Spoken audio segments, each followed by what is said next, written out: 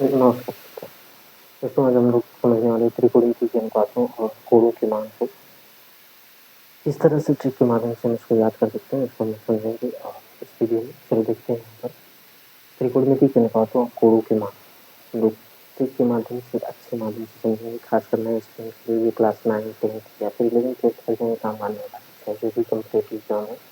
आपको त्रिकोणमिति अनुपातों को याद करना और उनके गुणों का मान पता होना चाहिए। तो पहले हम लोग छोटे से शुरू करेंगे। पहले हम लोग बेसिक जो त्रिकोणमिति का बेसिक होता है उसको समझेंगे, फिर आगे धीरे धीरे से डेवलप करने का प्रयास करेंगे। तो पहले हम लोग त्रिकोणमिति के अनुपातों को समझते हैं।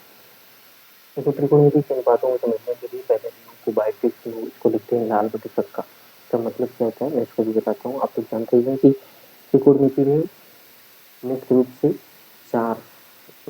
मुख्य रूप से 6 अनुपातों को पढ़ा जाता है। साइन, कॉस, टैन, कौशिक, सेक और कॉट। ठीक है, ये 6 अनुपात हैं जिनके बारे में जिनके इर्द-गिर्द पूरी की पूरी त्रिकोणमिति घूमती रहती है, पूरी की पूरी ट्रिग्नोमेट्री होती है। इन्हीं अनुपातों को कैसे निकालते हैं, ये अनुपात एक दूसरे से किस तरह से संबंधित होते हैं, इसके सबसे बेसिक पार्ट को आप आज हम लोग समझेंगे। उसके बाद हम धीरे-धीरे से चीज़ें डेवलप करते हुए आगे भी बढ़ते हैं।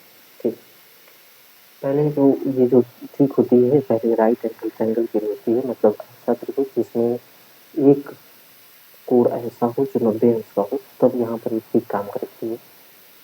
और इन अनुपातों का यूज करके हम चीज़ों को बहुत आसानी से याद कर सकते हैं। जैसे यहाँ पर मैंने इसको लिख दिया लाल बटे का और राइट एंगल ट्रायंगल। ठीक है, उसके बाद देखिए साइन ए बराबर होता है। साइन ए का जो अनुपात होता है उसको हम लंब बटा कर्ण से डिफाइन करते हैं। और साइन का सीधा उल्टा होता है कॉस, जिसको हम लिख सकते हैं 1/sin। और जब साइन का लंब बटा कर्ण होता है तो कॉसेक हो जाएगा कर्ण बटा लंब। एक चीज़ क्लियर हो गई। दूसरा चीज़ है कॉस। कॉस ए बराबर होता है आधार बटा कर्ण, मतलब ए अपान कर्ण।